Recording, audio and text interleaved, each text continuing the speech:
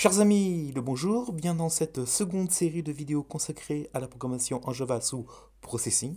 Et dans cette vidéo, je propose qu'on mette en place les pilars. Alors comme les pilars ont une mécanique un peu spéciale, je vous ai fait une petite animation qu'on va lancer tout de suite. Donc vous avez devant vous l'écran de jeu, donc c'est une fenêtre de 800 pixels par 480 pixels. Au milieu de l'écran, il y a un petit plane. Donc je vous rappelle que le plane ne va pas se déplacer de façon horizontale, il ne se déplacera que de manière verticale, donc de haut en bas. Donc à l'entrée, quand vous allez appuyer sur une touche, eh bien ce plane va monter, car vous avez appuyé sur la touche, et quand vous avez relâché cette touche, eh bien le plane va descendre par gravité. Et bien sûr, s'il touche les rocs qui se situent en haut ou en bas, il va exploser et vous allez perdre un point de vie. Actuellement, sur la partie, disons, droite de l'écran, il apparaît deux pilars. Un pilar de type haut, un pilar de type bas. Donc pour l'instant, à l'écran, il n'apparaît aucun pilar. Mais ils sont à droite en attente. À un moment donné, vous allez lancer une pièce de monnaie, vous allez tirer au sort, lequel de ces deux pilars va se mettre en mouvement.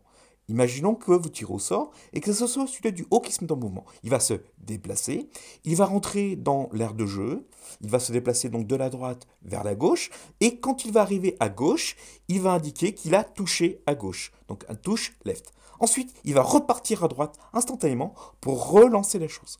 Donc quand le pilar va se déplacer, il peut rentrer en collision avec le plane, et encore une fois, le plane va exploser, vous allez perdre un point de vie. Donc le propos, c'est de maintenir en mouvement le plane pour éviter et les rocs du haut et les rocs du bas et les pilars qui se déplacent de la droite vers la gauche. Donc le pilar qui était en haut est revenu à sa position de départ. Vous allez relancer à nouveau une nouvelle vague en lançant un dé. Donc soit c'est un nombre pair ou impair, soit vous faites un random. Et par exemple, ce coup-ci, ce sera par exemple le pilar du bas. Le pilar du bas va se déplacer, encore une fois, il va rentrer dans le jeu, donc le plate va se déplacer également, il pourrait rentrer en collision, et ensuite, il va toucher à gauche, donc touch left, il va retourner à sa position de départ. Donc je vous propose de mettre ceci en place. Et bien, comme à chaque fois, on va créer une classe de type pilar. Donc là, je me suis avancé un petit peu, donc je crée une classe de type pilar qui va hériter, bien sûr, de EasyEntity parce que c'est un pilar qui va se déplacer, qui aura des collisions, donc on aura besoin de la classe mère EasyEntity. Et il y aura deux types de pilars, donc un pilar de type haut, un pilar de type bas. Et bien, j'ai créé deux attributs de type statique, public, on peut accéder de l'extérieur, final parce que c'est des constantes, un qui s'appelle pilar type up, j'ai mis 200, mais on peut mettre n'importe quel chiffre, et un public statique final int, pilar type down, je mets un nombre différent. Et comme le pilar, à un moment donné, on aura besoin de connaître sa position, voir s'il a touché à gauche, je crée une variable également, donc un attribut privé cette fois, de type booléen, touche left, et pour l'instant, il vaut 0. On a besoin du constructeur de pilar, avec deux L, voilà, donc un constructeur type pilar. On va le compléter ensuite. Ce pilar va bouger, donc on aura besoin, comme d'habitude, d'une méthode update. On lui passera le temps qui passe. Il faudra afficher ce pilar à l'écran. Il aura besoin d'une méthode void render, comme d'habitude. Donc on retrouve les mêmes fonctions à chaque fois. Eh bien, construisons maintenant notre pilar. Donc le pilar, on va recevoir en argument un type. Donc type.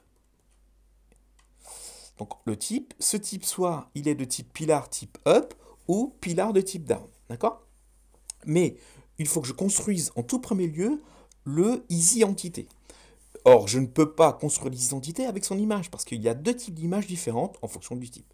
Mais on va construire via le constructeur basique, c'est-à-dire on va faire un super, on va le positionner à l'origine en 0, en y égale à 0, et par contre, là, on va stipuler la largeur de l'image, donc 108 pixels, et 239 pixels. Alors comment savoir que c'est 108 et 239? Eh bien dans le répertoire Assets qui correspond aux images du pilar, ici vous allez trouver un pilar de type bas qui s'appelle pilar underscore bas. Il fait 108 pixels par 239 pixels. Et de même, vous allez trouver un pilar qui s'appelle pilar underscore O, donc un pilar de type up, qui a les mêmes dimensions, donc 108 pixels en largeur, 239 en hauteur. Donc je vais utiliser ces dimensions actuelles. Ensuite, je vais juste faire un switch. Je vais faire un switch case, comme d'habitude. Et en fonction de qui? Eh bien, en fonction du type reçu. Donc le type ici. Ce type, il peut avoir deux cas. Premier cas, c'est un type up. Donc je fais un case type up. N'oubliez pas les deux petits points et le break. Sinon, ça ne marchera pas. Et je peux avoir également un case, cette fois en type down. Donc je fais un CTRL-C. Ici, je fais ce qu'il faut bien. Deux petits points, n'oubliez pas. Un petit break. Et on ne sait jamais, on peut avoir un petit default. Et ce default appellera également un break. Voilà. Et bien, commençons à construire un pilar de type O. Donc, je vais y positionner l'image. Donc, on va faire un set image. Donc, on vient ici, set image. Donc, à partir du chemin data, on va prendre le répertoire image, puis on va prendre l'image qui correspond au pilar de type O. Il s'appelle pilar underscore O, underscore, on a dit, O, et c'est un PNG. Voilà, donc là on aura l'image fixée par rapport au pilar de type up. Donc je vais prendre cette ligne-ci, je vais la copier et l'insérer dans cette ligne-là, pour ensuite prendre ici non plus le haut, mais le prendre de bas. Alors ce que je vous propose de faire, c'est de positionner les pilars, non pas cachés par rapport à l'écran, mais disons à l'extrême droite de notre écran de jeu, donc le stage. Pour l'instant, il faut positionner celui-ci en haut. Donc je fais un set top et je positionne en haut. Donc ces fonctions, bien sûr, sont disponibles dans la easy entité de la classe de EasyLib. Donc pour l'instant, le type up sera en haut, set top à 0. Le type bas, il faut qu'il soit positionné en bas, c'est-à-dire qu'il faut que la set bottom soit par rapport à la hauteur de ma fenêtre, évidemment. Et là, je vais lui positionner en set right. Ouais, set right. On va les faire afficher à la largeur de la fenêtre. Donc là, pour l'instant, les pilars seront visibles. Bien sûr, dans le jeu, on fera non plus un set right, mais un set left. On les placera juste derrière l'écran pour ne pas les visualiser dans le jeu. Donc je refais un petit peu de ménage, voilà. Donc en sortant de cette fonction, eh bien mon pilar est construit. J'ai l'image qui va bien, ils sont positionnés en haut pour le 1, en bas pour le down, et ils sont juste à droite de ma fenêtre parce que j'ai mis le côté droit du pilar égal à la largeur de la fenêtre.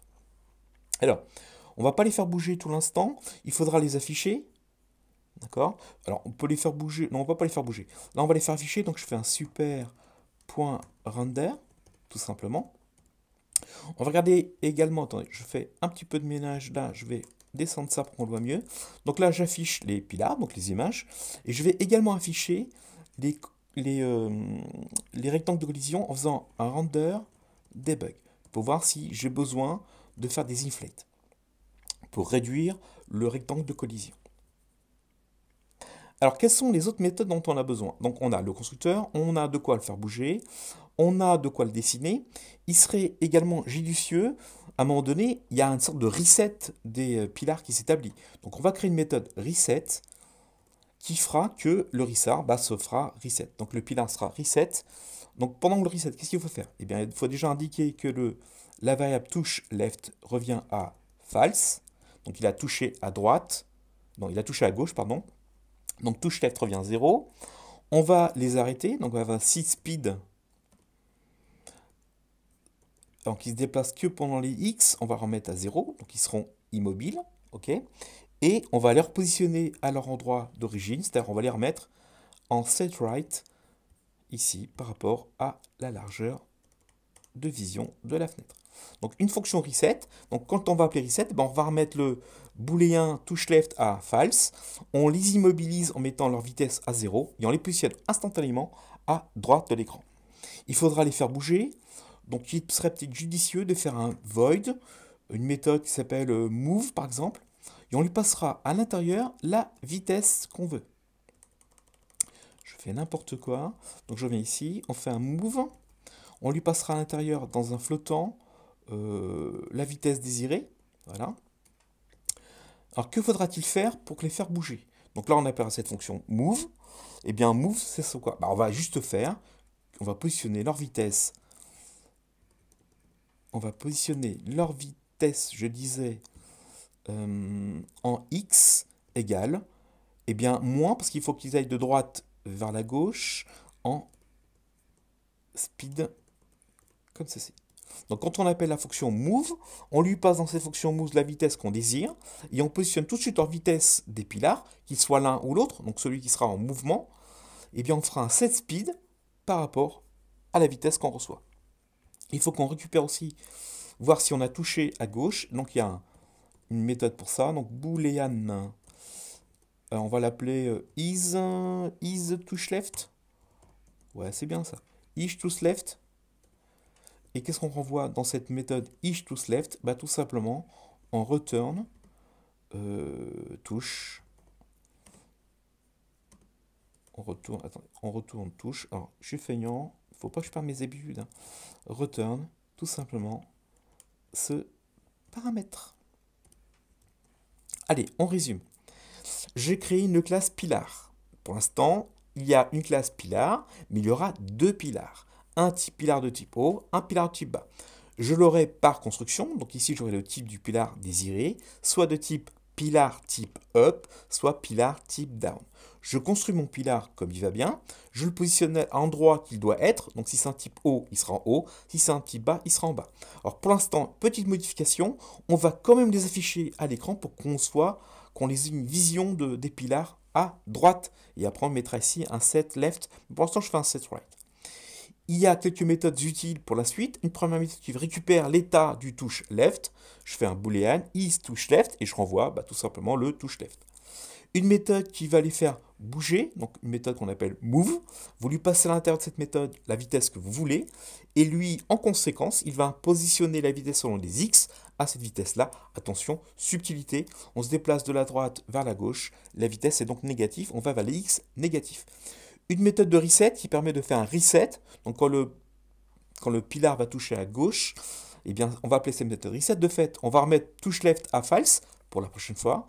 On va les arrêter pour pas qu'ils se déplacent encore vers la gauche. Et on va les positionner tout de suite à droite par rapport à la fenêtre de jeu. Et une méthode update, on la mettra, on va juste faire un super point update. Oh, on peut l'écrire. Allez, on va l'écrire parce qu'on voit un peu ce qu'il faut y mettre. Alors, qu'est-ce qu'il faut faire? Eh bien, donc le pilar va se déplacer via la méthode update et on va regarder à chaque instant si son côté droit est négatif. Si son côté droit est négatif, c'est qu'il a touché à gauche. Et donc if get right, donc je récupère le côté droit de mon rectangle de collision ou de mon image si vous préférez. Si elle devient inférieure à 0, donc elle est négative, c'est que votre image est maintenant arrivée à gauche de votre fenêtre, il y a eu un touche left. Donc je positionne le booléen touche left à true, tout simplement. Donc je pense qu'on a tout ce qu'il faut pour le pilar, mais s'il nous manque quelque chose, on le rajoutera. La question est, comment maintenant gérer les pilars? Parce que j'aurai deux pilars, un pilar de type haut, un pilar de type bas. Donc il y a deux solutions. Soit on les gère dans le game stage, on va créer dans le game stage un pilar de type haut, un pilar de type bas, et c'est le game stage qui va être responsable de gérer les mouvements du pilar, ou bien on crée une autre classe, qu'on va appeler pilars par exemple, qui va être responsable de gérer les pilars. Eh bien je vous propose de prendre la seconde méthode, on va donc créer un objet de type pilars. Eh bien, je vous propose de créer une nouvelle classe qu'on va appeler pilars avec un S, qui aura à demeure un pilar de type haut, qu'on appellera pilar up, et un pilar de type down, donc un pilar de type bas. Eh bien, donc ici j'ai créé ma classe pilars, ok, et j'ai donc mis deux attributs de type privé, un pilar de type up et un pilar de type down. Eh bien, construisons notre pilars. Donc on va créer un constructeur de type pilars, on lui passera aucun argument. Ensuite, quelles sont les méthodes dont on aura besoin? On les construira après. On va regarder les méthodes dont on a besoin et puis on les construira après. Donc le pilar, à un moment donné, il revient au point de départ et il faut lancer une nouvelle vague. Donc on va créer une méthode qui s'appelle new wave. Donc nouvelle vague, et on verra ce qu'on y mettra. Qu'est-ce qu'on peut encore y faire? Les pilars, à un moment donné, il faudra les faire un reset. Donc que ce soit l'un ou l'autre en mouvement, il faudra créer un reset. Et bien on va créer une méthode reset. Donc void reset. Il faudra les mettre en mouvement. On va créer une méthode action, par exemple. Voilà. Quoi d'autre? Il faudra aussi, bien sûr, les mettre en mouvement. Donc une méthode de update. On lui passera évidemment, comme à chaque fois, le DD. Et bien sûr, il faut les afficher. Donc une méthode de render. Donc on va construire ces pilars. Ensuite, on va dire nouvelle vague, relance un des pilars, soit du dessus, soit du dessous. On fait un reset. S'il faut à un moment donné, imaginons qu'il y a une collision entre le pilar haut qui est en mouvement et le plane, et bien à un moment donné, il faudra faire un reset des pilars. Et l'action, donc c'est là où on mettra en œuvre le tirage au sort pour lancer un pilar haut ou un pilar bas. Il faut les faire bouger, il y a une update, il faut les afficher à l'écran, un render. Et bien commençons par le début, c'est-à-dire construisons nos pilars. Donc le pilar de type haut qui est ici, on vient ici, c'est quoi? Et bien c'est un new pilar. Et il attend quoi? Il attend qu'on lui passe le type. Et bien son type c'est un pilar point de type up. Et bien maintenant, j'ai dans l'objet pilars un objet pilar de type haut. De même, je vais construire ici un pilar de type bas. Et grâce à notre méthode pilar, il sera positionné soit en haut si c'est un pilar haut, soit en bas si c'est un pilar bas. Donc new pilar, et vous lui passez en argument le type de pilar, et bien c'est un pilar point down. Donc je viens de construire mes deux pilars. Quels sont les autres attributs dont on a besoin? Il faut que le pilar puisse bouger. On aura besoin d'un variable qui va contenir la vitesse. Donc on va faire un private float. On va l'appeler speed. Ouais, c'est bien speed. Et pour l'instant, on mettra 0. Le pilar, qui soit en haut ou en bas, va toucher à gauche. Donc on va également créer à demeure dans pilars une variable booléenne qui va refléter le fait qu'un pilar haut ou un pilar bas est touché à gauche. Donc on va créer une variable private de type boolean et on va l'appeler cette fois, on va pas mettre touch left, on va faire touched avec un ed left. Et pour l'instant, on est à false. Bon, je pense qu'on a tout ce qu'il faut. Donc dans le constructeur ici, ce qu'on va faire, dans le constructeur, on va remettre le speed. On va mettre un speed de quoi? De 150 par exemple. Et on va remettre que le touched left, pour l'instant, il vaut false. Donc on remet les choses à leur place. Donc on remet ici une vitesse de 150 pour qu'ils puissent bouger évidemment. Et un touched left, pour l'instant, 0 parce qu'ils sont à droite. Et quand ils seront à gauche, ils vont toucher.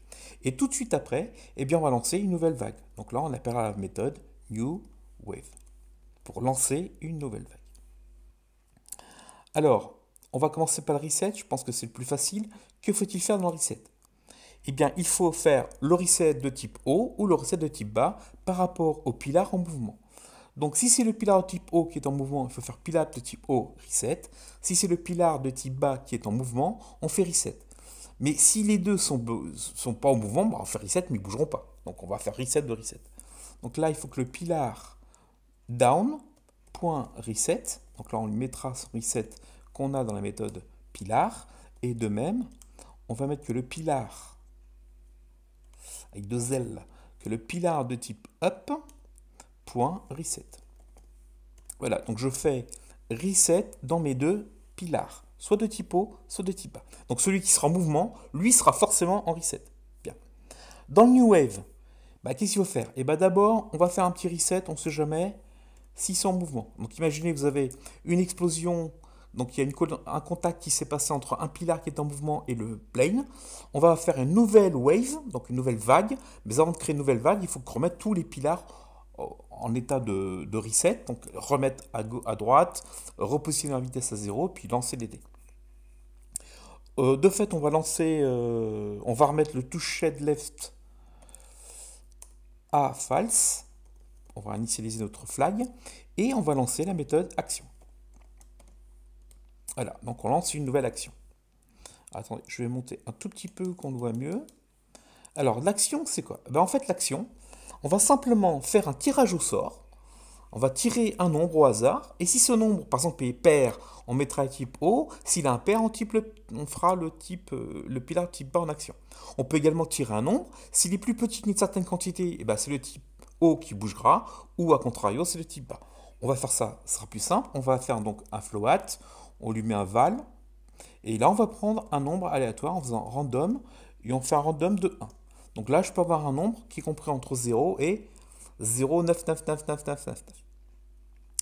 Imaginons si val est plus petit que, je sais pas, par exemple 0,5.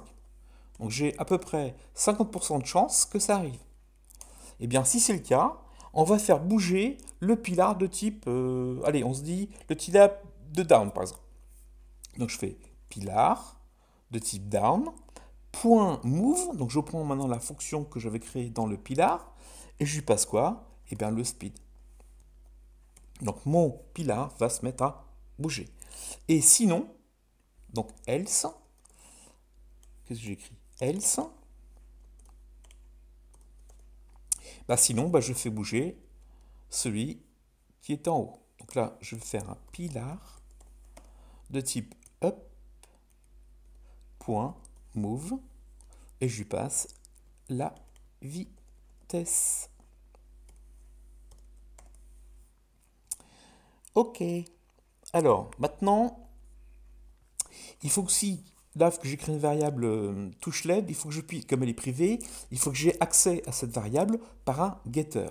Donc là, je vais créer ici un getter, donc il va renvoyer un boolean, et on va l'appeler isToShedLeft, et vous renvoyez tout simplement en fait votre variable contenu. Donc on fait un return de toShed. Donc on va juste renvoyer cette chose-ci. On lui parle le petit point virgule. Donc là, j'ai une méthode de getter pour récupérer s'il est touché ou pas. Et bien maintenant, il faut qu'on mette à jour le fait qu'il soit touché ou pas. Donc on va dans la méthode update maintenant. Donc il faudra aussi créer des méthodes pour voir s'il y a contact entre le futur plane qu'on mettra en œuvre la prochaine fois et les pilars. Mais pour l'instant, on va juste l'afficher et les faire bouger. Donc tout d'abord, il faut mettre en mouvement les deux pilars. Donc le pilar qui a été décidé ici par l'action d'être en action, eh bien il faut le faire bouger. Pour faire bouger, il faut qu'on appelle la méthode update de pilar down. Donc pilar down.update, on lui passe le dt évidemment. Mais il se peut que ce soit non pas le down qui bouge, mais le pilar de type up qui bouge. Donc il faut que je fasse un pilar de type up.update cette fois. Donc si le pilar de type O est en mouvement, il va bouger. Si le type down n'a pas de vitesse, il ne bougera pas. Mais pourtant, j'appelle son méthode update, c'est pas grave, il ne bougera pas. Et là, je vais tester. Est-ce qu'à un moment donné, dans le update, est-ce que le pilar de type O ou le pilar de type bas sont à gauche de ma fenêtre, et de fait, je mettrai maintenant le flag à true. C'est-à-dire, si le pilar de type down is toShed, left ou, attention, c'est un ou, donc double barre, pilar de type up.is toShed left, et bien qu'est-ce qu'il faut faire à ce moment-là? C'est très simple. Il faut qu'on prévoie notre flag qu'on appelait toShedLeft à true. Tout simplement. Tout simplement. Donc la méthode update, ici je fais bouger mon pilar type O, ici je fais bouger mon pilar type bas, à la condition bien sûr qu'on ait positionné via l'action le pilar en mouvement. Mais j'appelle les méthodes update pour les deux pilars, comme ça, si c'est l'un qui bouge, c'est bien, si c'est l'autre, tant pis. Je regarde s'il y a eu touché à gauche, soit du pilar haut, soit du pilar bas. Et si c'est le cas, je mets ma variable interne qui appartient à pilars à l'état true. Pour les afficher, c'est toujours pareil. Il suffit d'appeler le pilar de type up ou down, peu importe, en render. Donc là, on va les afficher. Et je vais appeler également le pilar de type up en render pour les afficher. Et on aura également le rendu par rapport au rectangle de collision. Allez, on résume, on regarde si on n'a rien oublié. Donc, je vais créer une méthode, un objet, pardon, une classe qui s'appelle Pilars, qui va être responsable de contenir les deux pilars et qui va être responsable de mouvement. Donc, je ne vais pas me soucier de comment ça marche. Je vais appeler Pilars et c'est Pilars qui va gérer son pilar haut et son pilar bas. Si les pilars haut et bas vont taper à gauche, eh bien, j'aurai dans la variable toShadLeft qui appartient à Pilars, eh bien, l'état true, si c'est le cas, ou false, si c'est faux. Donc là, je crée mon Pilars, je lui donne une vitesse de 150, on peut augmenter ou diminuer ceci, il n'y a pas de souci. Je lui lance tout de suite une nouvelle vague, donc à la construction du Pilars, eh bien de fait, mes pilars vont bouger. Donc je fais une nouvelle vague. En faisant une nouvelle vague, je fais un reset, donc je repositionne mes pilars complètement à droite. Je positionne mon flag toShadLeft à false et je lance une action. L'action consiste en quoi? Eh bien, ici, je lance un nombre aléatoire entre 0 et 0,99999. Donc, c'est des flottants. Si la valeur acquise est plus petite que 0,5, eh bien, je mets en mouvement le pilar de type bas. Et si donc la valeur est plus grande que 0,5, c'est le pilar de type haut qui vient en mouvement. Donc, de façon aléatoire, Pilars va choisir si c'est l'un ou l'autre qui sera en action. Bien sûr, les pilars, il faut qu'ils bougent, donc leur méthode update doivent mettre en action. Il faut qu'ils soient affichés par la méthode de render. Et ici, je viens tester si un des deux pilars a touché à gauche. Si c'est le cas, je paramètre mon toShLeft à true. Il faut maintenant que j'implémente cette classe Pilars dans un objet pilar, mais où? Dans le Game Stage. Ouvrons le Game Stage. Nous allons créer dans le Game Stage un objet de type Pilars. Donc là, on va faire un private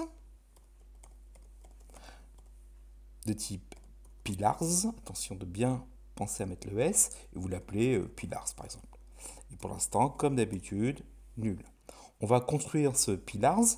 Donc après avoir construit les rocks, on va construire Pilars. Donc Pilars est un new Pilars. Attention, on ne lui passe pas de type car les types sont déjà inclus à la construction de Pilars. Il faut bien sûr les faire bouger. Donc après avoir fait bouger les rocks, on va faire bouger les Pilars. On va mettre un petit commentaire. Donc là, on fait bouger les Pilars. Eh bien, il suffit de faire quoi? Dans l'update, il suffit de dire pilars.update. Et vous lui passez bien sûr le DD. Mais, là, on fait bouger le Pilars. Quand le Pilars va taper à gauche, il faut relancer une nouvelle vague. Comment sait-on qu'un des Pilars a touché à gauche? Eh bien, il suffit de récupérer par le is toShadLeft. Donc là, on va regarder s'il y a eu toShLeft. S'il y a eu toShLeft, il dit que if mon Pilars que j'ai construit au-dessus is toShadLeft égale à true. Alors, soit vous voulez, je ne l'ai pas encore dit, mais quand vous faites un test, soit vous faites if pilar is toShad égale à true, soit vous faites simplement if pilars is toShad. Par défaut, il sera à true. Bon, rajoutez true, comme ça, il n'y aura pas d'ambiguïté. Et qu'est-ce qu'il faut faire, les amis? Si un des deux pilars, soit le haut, soit le bas, est touché à gauche, eh bien là, on pourra mettre le score en route. Donc là, on mettra des points de plus. Et surtout, il faut relancer une nouvelle vague. Donc il faut faire un pilars.newWave. Les choses vont se remettre à jour, il va tirer au sort si c'est l'un ou l'autre. Ils vont se remettre à un mouvement. Quand ils vont taper à gauche, on va incrémenter les points, si bien sûr, on n'a pas eu de contact entre le plane et un des pilars en mouvement.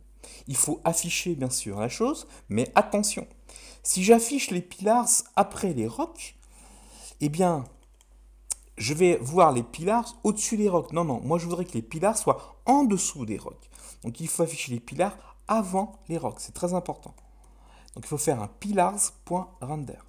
Sinon, vous allez voir les pilars qui vont être devant les rocks. Moi, je veux que les pilars soient derrière les rocks. Donc on va sauvegarder, on va mettre une petite mise en forme. Si je ne me suis pas trompé, on doit avoir des rocks de type haut, des rocks de type bas qui se déplacent de façon continue, avec un paysage qui se déplace continu. Cette fois, vous allez trouver à votre droite, visu à l'écran des pilars qui vont se mettre en mouvement, et quand ils vont taper à gauche, ils vont revenir instantanément à droite, et ils vont faire ainsi un cycle de aller, retour, arrière, gauche, droite, gauche, droite. Donc, CTRL R. J'ai des pilars qui sont à ma droite, il y en a le gauche qui s'est mis en mouvement, il est reparti à droite, c'est encore lui qui vient de décider de marcher. Ah, maintenant, vous voyez, c'est celui-là du bas qui marche. Donc si j'avais dessiné, alors, je vous montre la chose, donc je vais arrêter ceci. Je vais arrêter ceci. Si par exemple j'avais dessiné les pilars, non pas avant les rocs, mais après les rocs, regardez ce que j'aurais eu. Donc ça, je vais mettre un petit commentaire, voilà. Regardez ce que ça aurait fait. Eh bien, on aurait eu les pilars affichés en dernier lieu. Donc c'est le premier affiché. Donc le pilar étant le dernier affiché, il est au-dessus des autres. Donc ça fait un peu moche. Donc il faut absolument que les pilars soient rendus avant les rocs. Alors autre chose importante, est-ce que le rectangle de collision, est-ce qu'il vous semble adéquat? Donc en regardant ça, est-ce que le rectangle de collision vous semble adéquat? Je ne pense pas. Vous sentez que, vous voyez le triangle ici, on n'est plus dans un triangle, là on a beaucoup de rectangles. Donc il est probable que si on vient dans cette zone-là, si le plane vient dans cette zone-là, il y aura contact. Alors, un contact alors qu'il n'y a pas le roc ou le pilar. Donc ce qu'on va faire, on va réduire un petit peu le rectangle de collision, on va faire des inflates. Donc pour ça, on va aller dans le pilar, c'est là où on a créé notre objet, et après le switch, donc juste après le switch, on va faire un petit inflate, on va réduire le rectangle de collision, donc il y a une méthode qui s'appelle inflate, et on va le réduire, je sais pas, en x de 30 pixels de part et d'autre, et en hauteur de 20 pixels. Si vous sentez que ce n'est pas suffisant, vous remettez d'autres dimensions.